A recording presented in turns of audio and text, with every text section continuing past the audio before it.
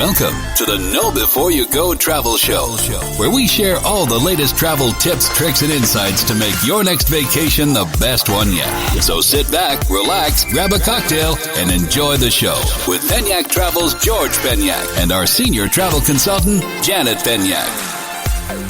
What is up, everybody? Hey, everyone. Welcome back to another edition of the Know Before You Go Travel Show, and we've got another fun show for you today.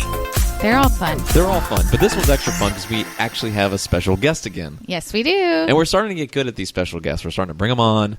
Starting to, of course, we had Joe in the studio not too long ago. We did Bryan not too long ago, Bryan Tenholder, our Disney specialist. And Bryan was a big hit, so we are bringing Bryan back today. Yes. Hey, Bryan. Hello, everybody.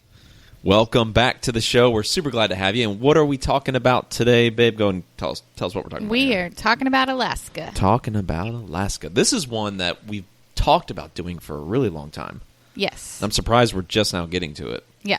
Because it's episode 62 for us, I think, which is really hard to believe. That is crazy. It really is crazy. But anyways, guys, before we continue, if you like the show, we would love it if you could give us a positive review and a share. If you have any friends traveling, share the episode.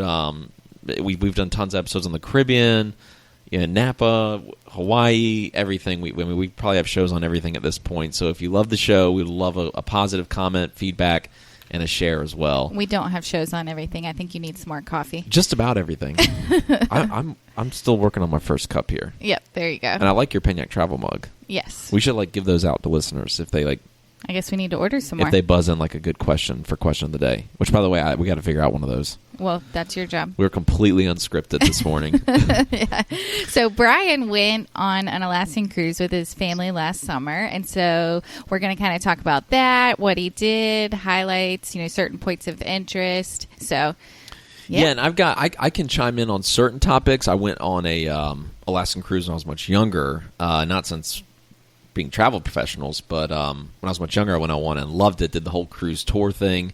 Tons and tons of fun. Very unique experience. One thing I can say before we continue is it's a very, very, very unique experience. And by the way, guys, if you like anything you hear, you can always hit us up on Penyak Travel for more questions on either Instagram or Facebook, or you can go to penyaktravel.com and you can connect with us right there as well. But we're super glad to have Bryan. He hails out of Charlotte, North Carolina, the Queen City. And let's jump right into the show. Yeah. So, Bryan, tell us what you did last summer.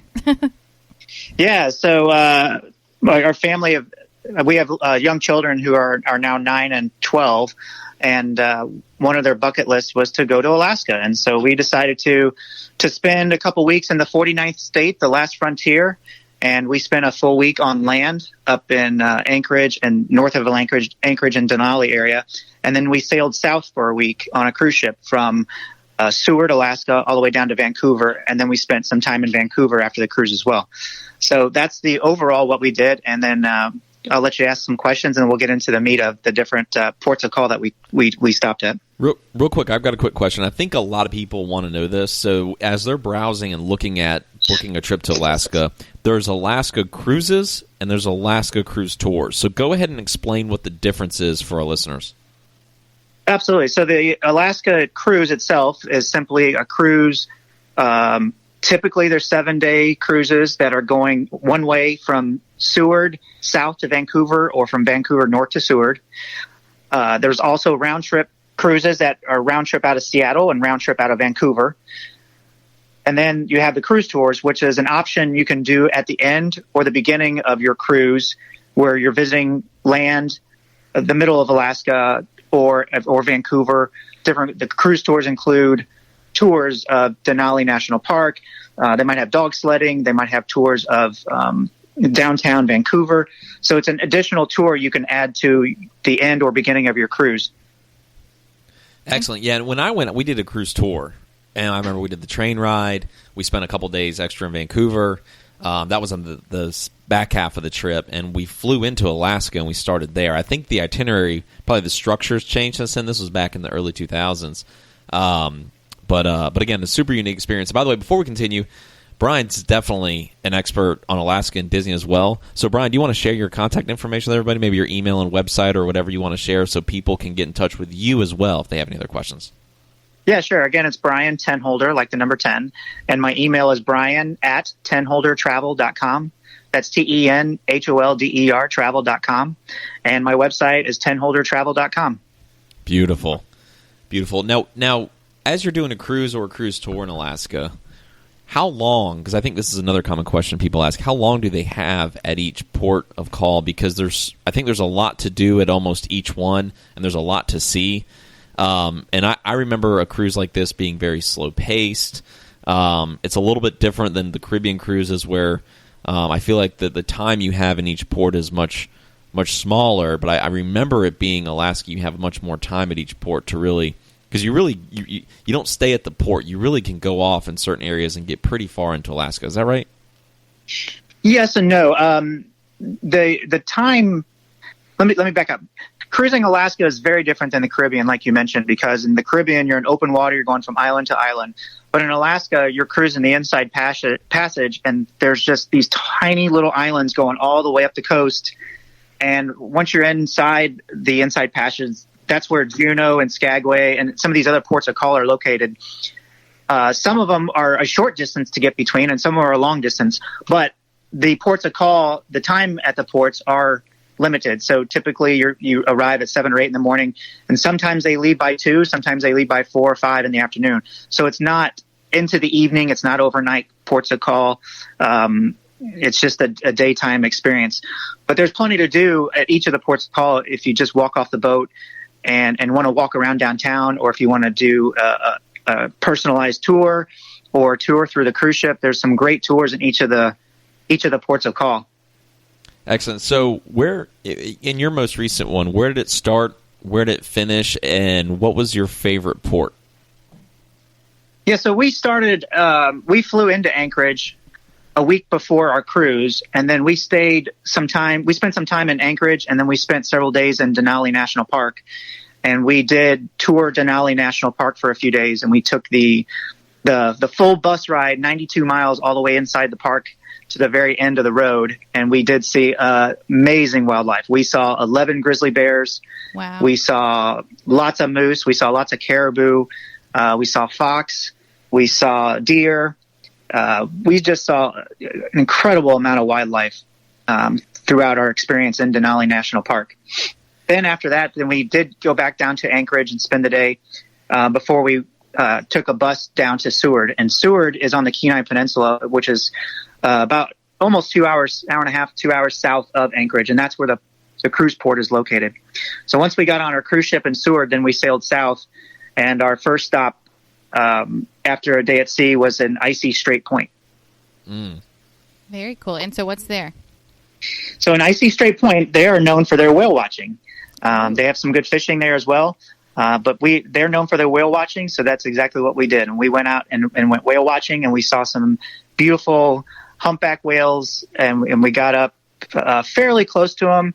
Some of them were in the distance, and we'd try to get as close as we could. The captain would get the boat as close as he could, but they have to stay at a certain distance by law.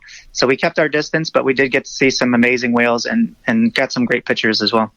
That is awesome. Yeah, and I really think that this could be a trip once your kids hit a certain age that they'll never forget. And I think it's when I remember doing this, this was back in the early 2000s. I was on Holland America, and I felt like at that time I was one of the only teenagers. I was probably like 16 or 17 years old. I was the only kid in my age group on the whole boat. But I think now, it's a really it's still a family friendly cruise if your kids are at a certain age. Would you agree? I really agree. There are lots of families that are doing Alaskan cruises now. I book lots of families for Alaskan cruises. It's a very wonderful family experience. Our kids, you mentioned about their memories and everything, but our kids still talk about, we were going into one of these fjords, and it was a real narrow area, and there's lots of icebergs in the water. And our kids still talk about the hundreds of seals we saw that were just laying on the icebergs. And when the ship got to about 20 feet from the iceberg, then the seals would finally jump off into the water and run away, swim away. So they love seeing the little seals and the seal pups that were on the icebergs as we were sailing into the fjords. Oh, that sounds amazing. Oh, it's so cool. Yeah, I one thing that stuck out to me the most about the cruise I did in Alaska is one thing I still remember today from 17 years ago doing this, is how quiet it is when you're cruising in those thin canals and there's icebergs everywhere. It is dead silence, and no one on the boat's really talking very loud. Everyone's just taking it all in. And especially in the day when you're going to visit a glacier, it's silent until the glaciers start calving, and then it is an amazingly loud thunder boom with those icebergs that are calving off the glaciers. It's incredible. Yeah, it is incredible, and it's almost like this loud cracking, crashing sound, and the water is. So you have the glaciers, and then the water is so still. There's no waves, there's no swells until the glaciers break off, a piece breaks off, and then just crashes down. It's such a cool experience, and I'm sure it's changed a lot over the last 17 years since I've been, because I see pictures now, and I'm like, oh, wow, it didn't look like that. I don't know if that's climate change or, it just seemed to be a colder atmosphere than what I see in pictures today. And speaking of cold, I think it's still cold. Oh no, it's really cold. But I think a lot of people. What was the climate like when you were there? I think we got lucky because when we were there last summer, it was fairly warm. We had some beautiful days. Now we did still when we were cruising slowly into these fjords, very slowly. It did get windy and cold, and we did have stocking hats on and jackets and things like that. But when we were walking around the towns of Juneau and Skagway, we did have on shorts and raincoats because it can be very rainy up there. So don't forget your raincoat and don't forget your stocking hat. Oh, for sure. Yeah, very good points. And so it obviously only goes during the summer, these cruises. The season's May to September. Yeah. Question for both of you guys. And you'll probably have the same answer. How far in advance would you plan a trip like this, and how different is it planning a trip like this versus a cruise to the like say a family's debating the two, a 7-nighter in the Caribbean or 7-nighter in Alaska? How much further ahead should they really start planning Alaska, and what's the ideal time to book? And whoever wants to go first can try. Well, we're first. Yeah, well, we're booking up, 2021 Alaskan cruises now. The Alaskan cruises fill up. They are popular, becoming more popular. So they do fill up. There's also the logistics part of it. So you got to figure out, if you're like us, we're all on the East Coast. So figuring out how to fly into Anchorage or Vancouver or Seattle is not. It's easy still, but it's not as easy as just flying down to Fort Lauderdale or Miami to grab a cruise ship for us, and the time zone change. Right, yeah, and it's not like there's direct flights from the East Coast either. Yeah, there's a lot more planning, I think. I just think there's a lot more planning of excursions and activities. And agreed. It's not as easy as some of the excursions that you just plug and play in the Caribbean. There's a lot of timing of things. I think you try to squeeze in multiple things in one port, right? I agree with that, especially because in the ports of call in Alaska, each one's kind of known for something. So after I said we're in Icy Strait Point, known for their whale watching, after that we went south to the capital city of Juneau, Alaska, and they are known for their whale watching there as well. But they also have the Mendenhall Glacier, which is a cab ride, taxi cab ride away. It's a beautiful glacier that you can hike up to the glacier, and the water there is beautiful. You can put your feet in the water. There's a beautiful waterfall there. It's just a really fantastic experience to get right up close to the glacier, be able to walk to it there in the park. So that's just an amazing experience as well. Do you know about how long of a taxi ride that is from the port? I think it was about 20 minutes. Oh, that's at the most. Yeah, 20, 30 minutes taxi ride. Cool. Very easy, and they also have excursions out there too. So if you didn't want to get off the boat and do a taxi, there are excursions through the cruise lines themselves that'll arrange everything for you. Oh, that's really cool.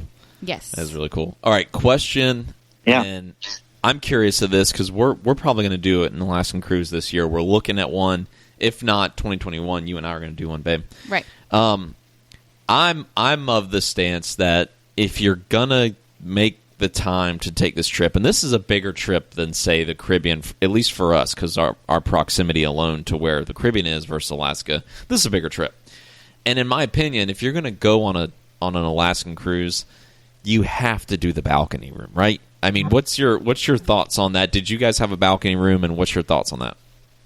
We did. We were actually in the front of the ship, so we had a front balcony and we had a side balcony as well. But I absolutely recommend a balcony. There's so much to see all the time. You're constantly going by land. There's constantly whales to be seen. There's bald eagles to be seen. There's just so much beauty to be seen compared to a Caribbean cruise where it's just open water, which is beautiful in its own right. But this is totally different beauty where there's land all around you, surrounding you while you're sailing.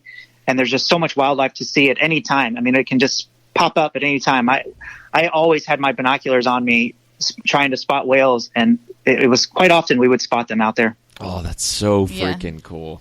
Yeah. Yeah. Really neat. That is so cool. And so you had a family of 4, right? Were you in one cabin? We were just one cabin for the 4 of us. Balcony, and my wife and I have actually sailed Alaska before we had children, and that so we did Holland America as well at that time. But it was a great experience when we did it, and now we've had the experience with our children as well, and I can't wait to do it again. Our kids loved it, and I can't wait to do it again one of these days. But we got a lot of other trips in between that as well. Where are you going in between that?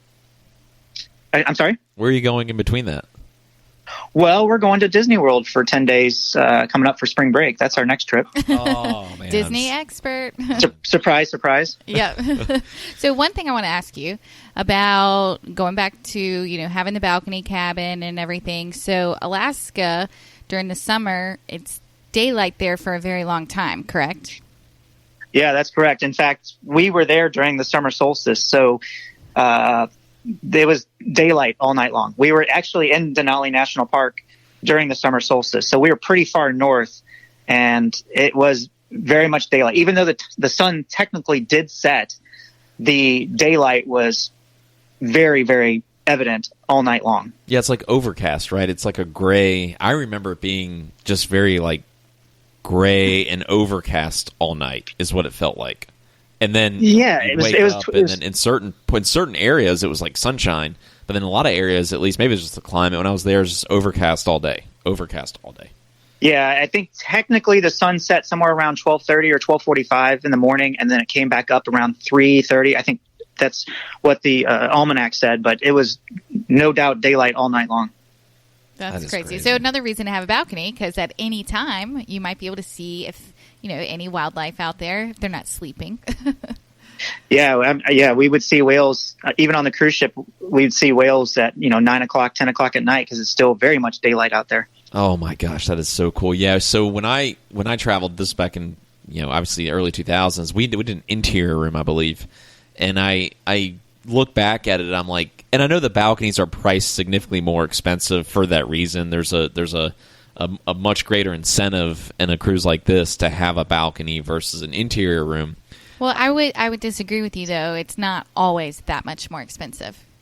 Well, not always. Well, you got some pricing here. Yeah, so I didn't price any inside, but I glanced at it. You can drop some numbers on us. Drop some before you go travel. Yeah, we will at the end. Let's hear more about the excursions and things that Bryan did. What other ports did you hit? So after we left Juneau, we sailed to Skagway, and then we also went to Ketchikan before we got off the ship in Vancouver. And what'd you do in Skagway? Did you take, because I know that that's a good place where you can do the White Pass Railway. Did you guys do that? We did not. My wife had done that before. She actually had sailed Alaska one time with her parents. And so she actually had done that before. But that is where you can do the White Pass Railway. We did ziplining in Skagway. We had an amazing experience ziplining in the canopies over glacier water. And I'll never forget this. We literally took our water bottles and stuck it in the creek and drank the water right out of the glacier water because the glacier was only 2 miles up the mountain and the water was coming down. Wow, that was amazing. Cool. Another great thing to do in Skagway is there's a glass blowing factory that's open to the public. I believe it's still Alaska's only public glass blowing factory. So that is a fantastic thing to do while there. We did that and our kids really enjoyed it, and we have the art pieces that they made here still. Oh, very neat. Oh, that is so cool. And then going from there, Ketchikan. And Ketchikan is known as the salmon capital of the world. So what do we do there? We go fishing there. And that's what we did. And we caught king salmons were running, and so we caught some king salmons, and they are still in our freezer. Oh, you brought wow. them back? Yeah, so we caught the salmon, and then the captains, and they took the fish and they processed the fish, and then they shipped it home for us. And when we got home, a couple days after we got home, it was sitting on our front porch with dry ice, and then we stuck them in our freezer, and we pull out salmon every once in a while and grill them up.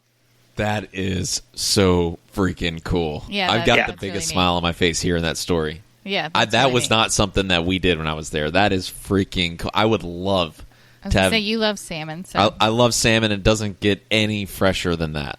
yeah. It is When you catch it yourself in Alaska, have it filleted and dry ice back to your house, and you get back, it's sitting right there on your front porch. Yeah. from the salmon capital of the world as well. Oh, Fantastic! Ketchikan was great. Ketchikan's great. Very cool. Janet, so, and book then, the trip. Oh my gosh! Stop. Book the trip for us right now. And then On air. from there, was it? Then after that, did you end in Vancouver? I'm sorry, repeat that. I said after that, did you end in Vancouver? We did. We disembarked in Vancouver, and then we stayed a couple days in Vancouver, and were tourists of the city. Very cool. What all did you see? What's there to do in Vancouver? Oh, the gardens are absolutely beautiful. Yep, I remember that. Yeah, that's absolutely a must do. Downtown, there's some great places downtown. We went over to Granville Island, and there's lots of stuff to do for the kids there. Lots of neat shops. We were there for Canada Day, so there was a carnival going on. So we let the kids ride some carnival rides, and we just had a wonderful couple of days there in Vancouver. That's very cool. That is very cool. What would you say for the kids? So, what was your children's favorite part of the trip? Like, what was the things that stuck out to them the most, and something that they're definitely going to take back with them? Absolutely the wildlife watching from the cruise ship. They like I said, they love seeing the seals and the seal pups jumping off the icebergs when we were going into the fjord, and they love seeing the whales. They loved the fish, so they had a blast fishing. And they also enjoyed the glass blowing. Simple, but they really enjoyed it. And I tell you, another thing they really enjoyed is when we were in Seward, Alaska, before we sailed, which is where we started our cruise. There's a really impressive sea life center there in Seward, Alaska. So we bought tickets and went there, and it's an aquarium, and it's where they also take injured animals, sea life animals, and bring them back to health, and then put them back out in the wild. So it was really a neat place to visit and see some of the wildlife there at the Sea Life Center. Oh man, I can see kids loving that. I can see kids loving that. Now let me ask you this, just for my own, I got my own personal question on Alaska here. So when I went back in the day, they had the pools were heated, and I remember on days on the cruise where it was appropriate, I guess when the weather was fine, they would actually open up the solarium, and the pool was heated enough where you could, just like you're on a Caribbean cruise, jump in the water, and steam was just pouring out of the top of the boat, I remember, because of the climate change, but the temperature stayed fine. Do they still have that today, where you could still, if you wanted to, jump in the pool and almost enjoy the cruise ship like you would on any other cruise?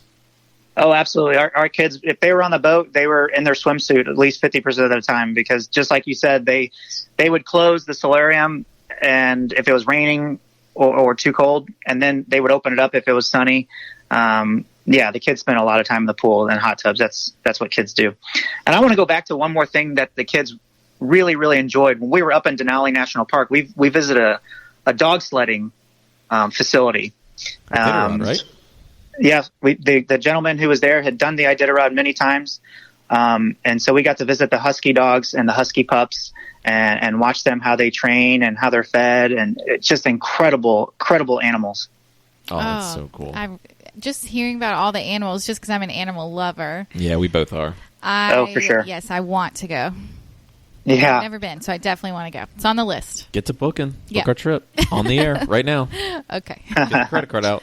Yeah. So in terms of, what cruise lines do this, there's a lot of different ones. Now, Bryan, you went on Norwegian, right? Yeah, we were on Norwegian. Okay. Yep. So Norwegian's great. Princess is another good one. Royal Caribbean. Holland America does them. And also Disney does them. That's right. You said you did Holland America the first time, right? That's correct. Yeah. Okay. So, and just to give everybody an idea, I pulled some pricing, just some sample pricing. And so Princess 7-day round trip from Seattle for 2 people in a balcony cabin, and this is August of this year, is $34.26. And then that's just for cruise only, not including any air or anything. For 4 people, if you had a family of 4 going, it would be about $58.32. And then looking at a 13-day cruise tour, 2 people, $92.34, and this is actually in June. This is some that I have some clients going, and they're doing off the beaten path Alaska 13-day cruise tour. And then family of 4 was about $14,000. And then just to give you a couple more comparison, Disney Cruise Line, if you wanted to take your family on that, 4 people for an unobstructed balcony, $14,254. Just to give you an idea. Not bad. Oh, that's great. And what's the deposit like there, and how long do they have to pay for it? Well, it varies depending on the cruise. Well, of course, give me a ballpark. I mean, on Disney, it's 20%. Princess, sometimes it's a set amount. Sometimes it's 10%. Norwegian, a lot of times, has $50 per person deposits. And then generally speaking, the final payment's going to be due anywhere from like 75 to 120 days before you leave. Very cool. Right, Bryan? Yeah, and I would say one of the advantages of calling a travel agent like myself or Janet is to find out exactly what ship you want to be on, because we went on this Norwegian cruise ship, this particular ship, because it had an itinerary on there that was unique to all the other cruises. So there was this fjord. I keep talking about this fjord we went into. We really wanted to see this fjord. We had not seen this on our first Alaskan cruise, and this is something we really wanted to see. So that's why we chose this particular ship in sailing, because it went into this fjord. Now, some of the other ships just do round trip Seattle, round trip Vancouver. We also want to do one way. So we wanted to make sure we spent some time up in the land and mainland Alaska and then sail south. So it's really important to figure out what itinerary and what cruise ship is best for you. Now, Norwegian's got the bigger cruise ship now, the Joy, that sails up into Alaska, but it cannot get into the smaller fjords. Only the smaller ships can get into those tiny fjords. They still go to glaciers, but they can't get into those smaller areas. So the smaller ships go into the little smaller areas, and the bigger ships may have more to do for families, but they're not going to go into the smaller areas. Oh, it's a good know before you go travel tip right there. Yes. Know before you go travel tip. Because my last question for you was going to be, what activities did they have for the kids on board? Because I know the kids, obviously they had the pool, they're having fun there. And let's just say mom and dad want to go to the top deck and just look out, I guess I'll call it peacefully and enjoy everything. And for some of those families that have younger kids that have to have a lot of activities, parents can do that while the kids can go off to some of the clubs or whatever they have. What were some of those activities like for like kids clubs or kids camps or whatever they had on the cruises that you're familiar with? Yeah, the kids camp was fantastic. They did a great job. Our kids just wanted to go all the time. If there was a time that we weren't making them watch wildlife or be in the cabin or having dinner, then they wanted to be in the camps. There was just constant activities. The camp counselors were great. They would do fashion shows. They would do karaoke. They just had so much going on. They just loved the kids camp. They just couldn't get enough of it. That's awesome. That is great. All right, yeah. Good to know. So very family-friendly cruise. Any final thoughts on Alaska from either of you guys before we move on to question of the day? I mean, I would just say, plan early because, like Bryan said earlier, the cruises do book up. And, if you're going just one way, you may want to be on a certain side of the ship. That's kind of been a popular thing. If you're going northbound, you want to be on the starboard side. If you're going southbound, you want to be on the port side. So it really, it's very important, I would say, to book early. Wouldn't you agree, Bryan? I do agree with that. Absolutely. And my tip would be to make sure if you're thinking about doing this, just do it, because it is an amazing experience. It is absolutely beautiful. You don't realize how big Alaska is until you're there sailing and like, oh, we've gone this far in 2 days and we barely got on the interstate here. I mean, it is so vast and big. So if you're thinking about doing it, I would highly recommend doing it. It is just one of the best trips we've ever had. Hashtag bucket list. I agree. Yeah, I think whether family or couples can go, and I even think this is a fabulous cruise. Either you do a cruise tour or a cruise for even people that travel alone. There's a lot of people that travel alone, right? And I think this is a fabulous one for people that are just traveling solo to go on, because I think there'll be a lot more solo travelers on something like this when they have those get-togethers. And also, there's so much sightseeing and things to do outside of a normal cruise that I think if you're traveling by yourself, this is a fabulous option. Would you guys agree? Yes. I agree, and I also agree on the opposite end of the spectrum. It is a wonderful trip for multi-generational families as well. So grandma and grandpa, the grandkids, there's just something for everybody. All the cruise ports have stuff for everybody. It's a great place for a family vacation. I agree. Yeah, and when I went, my grandmother paid for me to go, my sister, and then also my mom. And so it was a multi-generational trip for us, and it was awesome because they had something for everybody. I had something to do all the time. My mom had something to do all the time. My grandmother had something to do all the time, and it was a really special, just multi-generational trip. So I'm glad you mentioned that. Now, let's move on to question of the day. Okay. Now this isn't coming from a listener. We did have one last week from a listener. So, by the way, if you want to submit one for us, we will answer everything. We're an open book. We don't care. As long as you keep it somewhat family friendly, we will answer it. But if you want to ask us a question, ask us anything, just go right to penyaktravel.com, or you can just send us a message on Facebook. Instagram message, probably the easiest way to send us the question of the day. So anyways, what is, and I'm glad you mentioned bucket lists. I'll ask you both. Bucket list trips. Then you guys are travel professionals, so this should be a really good one. If you had one trip, bucket list. It's on your bucket list. What's number one? I would say mine right now would be an African safari. Oh. Yes. And I told you I've been working on a trip this week. I just booked to South Africa for some clients, and I would just love to do something like that. So yeah, we have an agent in Egypt right now too, which looks awesome. We got to share her pictures look awesome. We're going to share her pictures. It'll be pick of the week. We're doing like a little agent pick of the week right now, but she's definitely getting client she's not client, at the pyramids, and it's really cool. It's incredible. Yeah. So Brian, what's yours? Yeah, I think.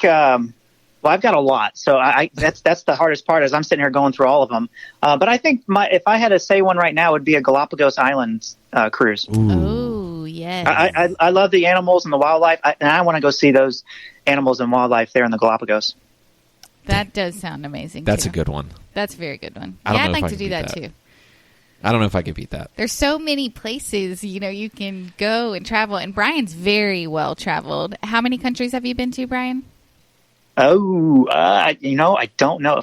At least 40. I was going to say it's a lot. It's up there. That's incredible. And we've been to all 50 states as well. Yes. And that's a feat, too. That's really cool. I don't know. We've got to do a state thing, see how many states we've been to. That is awesome. Yeah, we still have a lot more to do. Do you guys want to know what my bucket list trip is? Yes. Oh, okay. Yeah. I guess, we should ask you. What's your bucket list trip? Oh, hey, George, what's your bucket list trip? Thanks for asking, Brian and Janet. I think about bucket lists, and I'm like, okay, a bucket list is what's your number one trip, not necessarily that you haven't been to, but maybe an experience that you haven't done at a certain place. And so my one bucket list trip would be taking Janet to Alaska. Yeah. That would be, I've been telling her we got to go to Alaska, even though I've been with my family, and I would love to go with Janet. And so that would probably be my one bucket list trip, is to take her to Alaska and kind of relive that whole experience again. Because I think, 17-year-old, 16-year-old George, you're going to see, I'll look at it through a different lens at, 34 years old. Yeah. And so I just think it'd be a different experience, and it's something you and I have talked about a lot, Janet, going in, just having that experience, and I would love to do that with you. So that would be my bucket list today. Be that's Alaska. Awfully sweet of you. Well, that was very fitting for the podcast. And make it happen. Yeah, yes, got to make it happen. Make it happen. I got my own personal travel agent here. I'm cow prodding her to book this thing. Oh my gosh. Okay, moving on now. I guess that's the show. I mean, that's the show. I want to give Brian's information out one more time because he shared so much good content with us. So, Brian, one more time in case someone doesn't want to rewind. What's your contact information? What's the best way to get a hold of you if you want? If any of our listeners have any other questions, I think you're a great source of information. Yeah, of course. It's Bryan Tenholder, and it's tenholdertravel.com. And my email is brian@tenholdertravel.com. And that's BRIAN, right? Yes, correct. BRIAN. And I'm on Instagram and Twitter and Facebook as well. So get out there and follow me. If you got questions about Alaska or Disney or any other destination, give me a shout. You're on the Twitter game? Oh, yeah. God, okay, I cannot get our Twitter game going. I'm going to have to reach out to you for like a resource. Yeah, I'm not a tweeter. Yeah, we have Penyak Travel as an account, but Twitter won't let me activate it. Oh. I guess I've had it for so long and I haven't tweeted. They think it's like spam or something. I really don't know. I don't know. So I need Bryan's expertise in the Twitter game. There you go. But yes, reach out to him if you have any questions regarding Disney. He's a Disney expert, Alaska. He's been several times, so please reach out to him. He'd be happy to help you. Super valuable part of the travel squad. Yes. So anyways, all right, guys, that's the show. We love you guys. Thank you so much. We hope you guys have an awesome weekend. It's Friday here for us. We love you guys so much, and we will see you next time.